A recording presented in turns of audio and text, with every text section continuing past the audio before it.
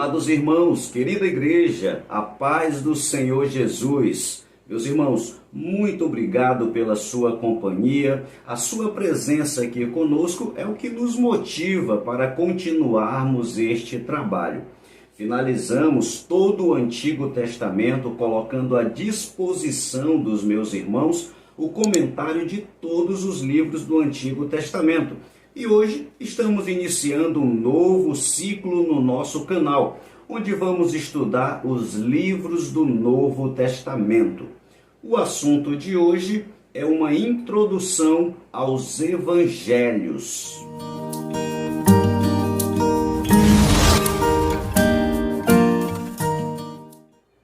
Neste estudo de hoje, nós vamos iniciar com um breve resumo do Novo Testamento e, na sequência, vamos entrar no assunto dos Evangelhos, que é o assunto de hoje. Acerca do Novo Testamento, uma informação muito importante é a língua a qual foi escrita o Novo Testamento. O Antigo Testamento foi escrito em hebraico, já o Novo Testamento foi escrito em grego, porque esta era a língua universal daquela época. Uma outra informação muito relevante que nos traz uma confiabilidade acerca dos textos do Novo Testamento é o fato de que existem mais de 5.000 manuscritos gregos que provam que o texto do Novo Testamento hoje é semelhante ao texto da igreja da época primitiva. Meus irmãos, outras informações muito importantes acerca do Novo Testamento vou dividir com você na sua tela. Temos à nossa frente a linha do tempo do Novo Testamento, que vai do ano 0 ao ano 100, nos informando que todos os livros do Novo Testamento foram escritos nos primeiros 100 anos depois de Cristo.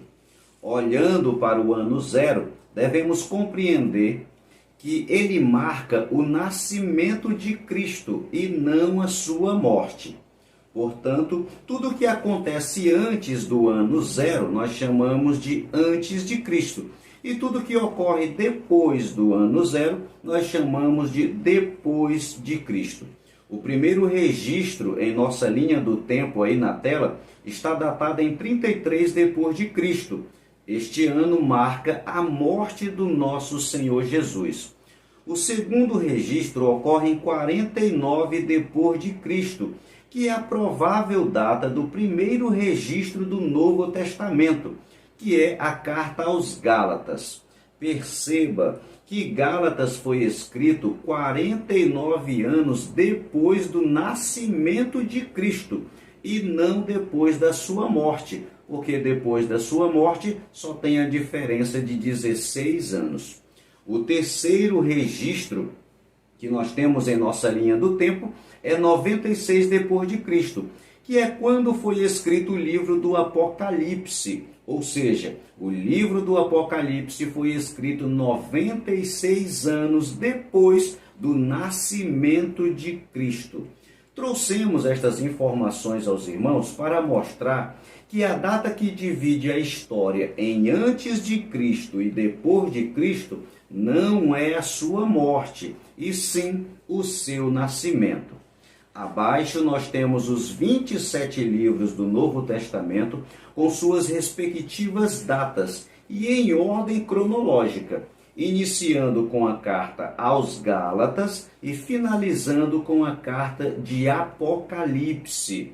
Esta ordem cronológica é uma contribuição do pastor Antônio Gilberto. Por que então a nossa Bíblia inicia o Novo Testamento com o livro de Mateus e não o livro de Gálatas? É porque o Novo Testamento está organizado não em ordem cronológica, e sim por tipo de literatura. Como podemos observar na tabela, o nosso Novo Testamento inicia com a divisão dos Evangelhos, que é formado por 4 livros: Mateus, Marcos, Lucas e João. Na sequência, nós temos a divisão histórica, que é formada pelo livro de Atos dos Apóstolos. Depois temos as epístolas paulinas, que somam o número de 13 cartas. E por serem cartas, nós não dizemos primeiro livro de Coríntios, mas sim primeira, por ser uma carta. Então, primeira carta aos Coríntios ou segunda carta aos Coríntios. Na sequência, nós temos aí as epístolas gerais, que são formadas por 8 cartas. Fazemos o destaque aí da carta aos Hebreus, que é a única carta do Novo Testamento cujo autor é desconhecido, embora alguns sugerem que possa ter sido o apóstolo Paulo. E a última parte aí do Novo Testamento é um livro profético, que é o livro do Apocalipse. Trouxe aos nossos irmãos uma divisão do Novo Testamento por versículos, o que nos dá uma noção mais realista do tamanho de cada uma das divisões do Novo Testamento. Temos no gráfico, na cor azul, a parte que corresponde aos 4 evangelhos, que somam 3.779 versículos, que equivalem a 47% do Novo Testamento, revelando que os evangelhos são a maior porção do Novo Testamento, contrariando uma falsa impressão que temos em considerar que as epístolas, somando as cartas de Paulo e as cartas gerais, pudessem ser a maior parte do Novo Testamento, e que na verdade é a segunda maior parte, somando aí 2.767 versículos, com 35% do texto do Novo Testamento. Depois vem os livros históricos, com 13%, que é o livro de Atos, e depois o livro do Apocalipse, ou os livros proféticos, com 5%. Vale lembrar, meus irmãos, que o livro do Apocalipse não possui a exclusividade de todas as profecias do Novo Testamento. Assim como Atos dos Apóstolos também não é o único que possui a história da igreja primitiva. Por isso, devemos observar que em todo o Novo Testamento existem profecias e em todo o Novo Testamento existem também referências que contam um pouco da história da igreja primitiva. Por isso, esta divisão em evangelho, livros históricos, cartas, ou epístolas e profecia é uma divisão puramente didática. Vamos direcionar os nossos comentários agora aos evangelhos. Meus irmãos, o evangelho, na sua tradução literal, significa boa notícia ou boas novas. No Antigo Testamento, esta palavra só é utilizada uma única vez na sua forma literal, quando um homem traz a notícia da morte de Saul a Davi, crendo ele que esta era uma boa notícia. Já no Novo Testamento, esta palavra ela tem uma conotação de salvação, e nisso ela aparece por aproximadamente 75 vezes no Novo Testamento. Um dos autores que mais utiliza esta palavra é o apóstolo Paulo, e ele, de uma forma muito sábia, ele traz um conceito para a palavra evangelho dentro da conotação de salvação, conforme podemos observar no texto bíblico. Romanos capítulo 1 e verso 16.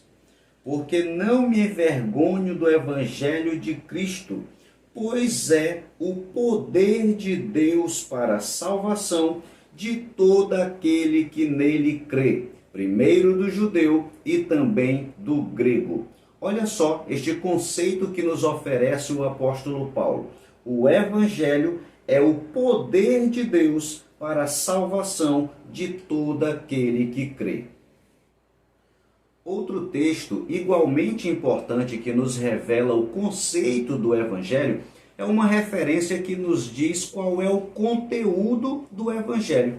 Afinal de contas, se evangelho são boas novas e boas notícias, que notícia é esta? Que boa novidade é esta? Acompanhe na sua tela. O evangelho que vos tenho anunciado. Qual é a notícia do evangelho? Olha embaixo.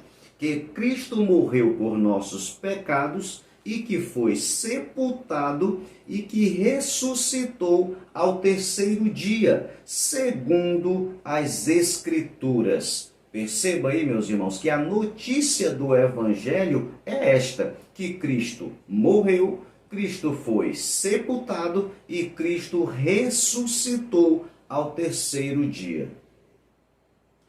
Existem várias outras referências que nomeiam o Evangelho de uma forma diferente, porém todos conotam o mesmo sentido de salvação e que não são outro Evangelho, mas o mesmo Evangelho. Acompanhe na tela.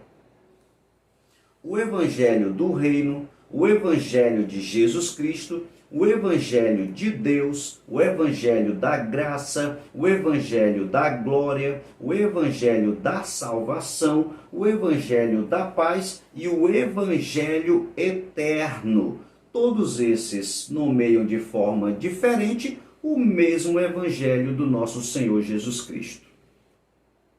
Por que então chamamos os 4 primeiros livros do Novo Testamento de os 4 Evangelhos? Exatamente por isso, porque os 4 livros eles nos trazem as boas notícias acerca de Jesus. É eles que nos informam toda a biografia de Jesus, tudo o que conhecemos acerca do nosso Senhor, de como ele viveu, como ele agiu, como ele nasceu e como ele morreu, está registrado pelos 4 evangelhos. O apóstolo João, que escreveu o último dos 4 evangelhos, ele nos diz a razão de eles terem escrito acerca da biografia de Jesus. Foram escritos para que creiam que Jesus é o Cristo, o Filho de Deus, e para que, crendo, tenham vida em seu nome. João, capítulo 20 e verso 31. Vale lembrar que não existe outro evangelho a não ser o do nosso Senhor e que nós temos acesso no Novo Testamento.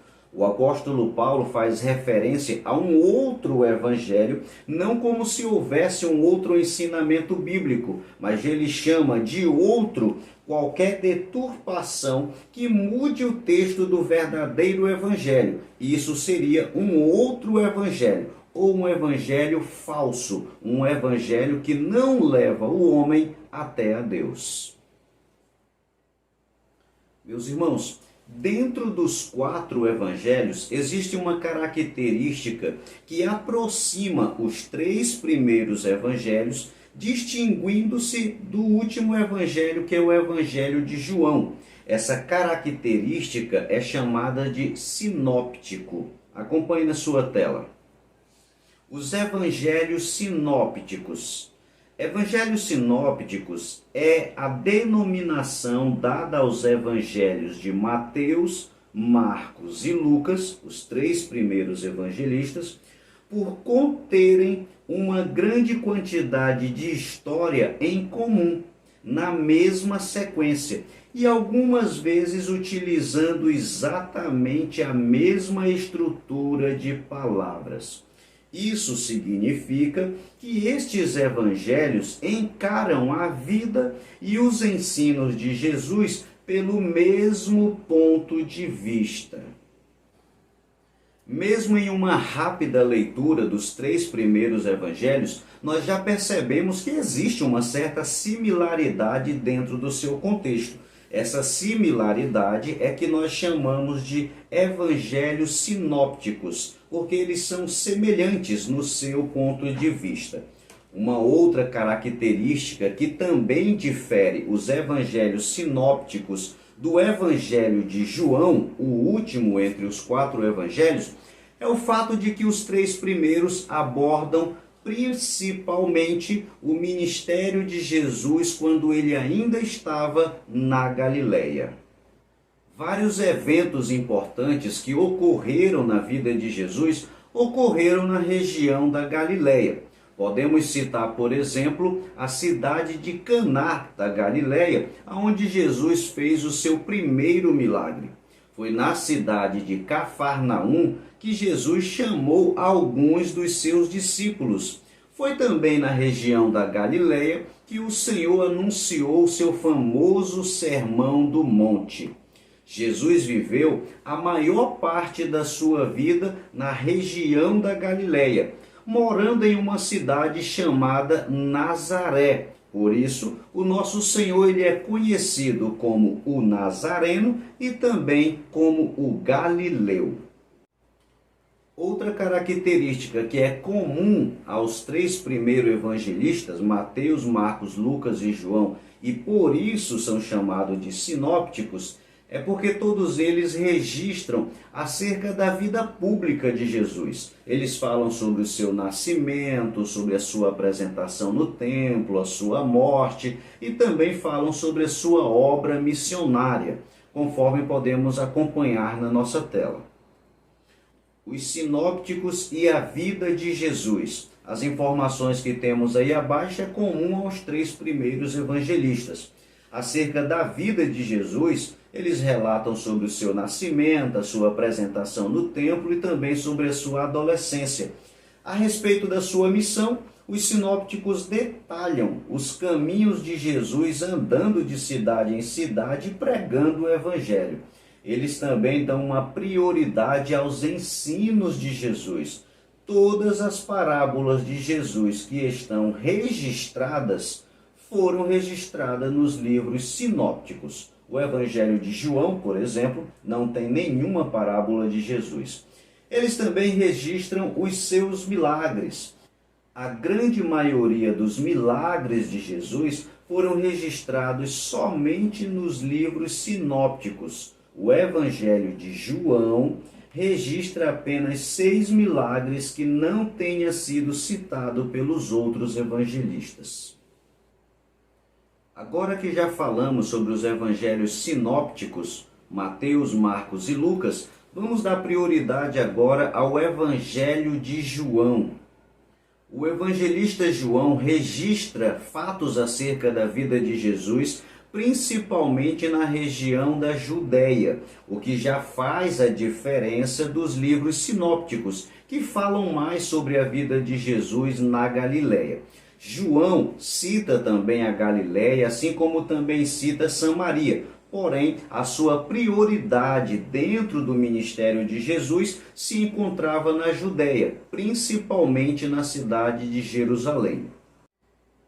Uma característica que distingue o Evangelho de João dos evangelhos sinópticos é o fato de ele ser menos bibliográfico e mais teológico. Ou seja, ele se preocupou menos em relatar acerca da vida de Jesus, mas se preocupou em trazer histórias e fatos que provavam a sua divindade. Outra característica do Evangelho de João é que ele também trouxe algumas informações que nenhum dos livros sinópticos chegaram sequer a citar. E eu gostaria de trazer alguns destes textos e ensinos que são particulares no Evangelho de João. Registros exclusivos de João. Nós temos aí 2 grandes ensinos, que é a conversa com Nicodemos, no capítulo 3, e também a conversa com a mulher samaritana, no capítulo 4, onde Jesus dá um dos maiores ensinamentos acerca do que é uma verdadeira adoração para Deus. No segundo ponto, nós temos aí 2 grandes milagres que foram registrados apenas por João, embora tenham grande importância. O primeiro milagre de Jesus, que é a transformação de água em vinho, só é registrado por João, e também a ressurreição de Lázaro. E temos no último ponto 2 grandes atitudes do nosso Senhor.